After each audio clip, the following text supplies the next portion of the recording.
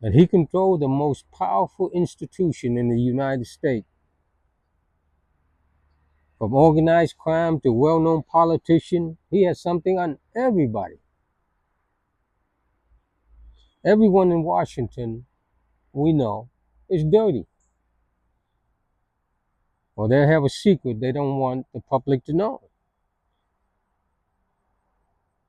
And if there's one man who does know or can find out, it's J. Edgar Hoover. When John F. Kennedy was in office, Robert F. Kennedy wanted to kind of tone down his power a little bit. But Robert came to have a meeting at one time.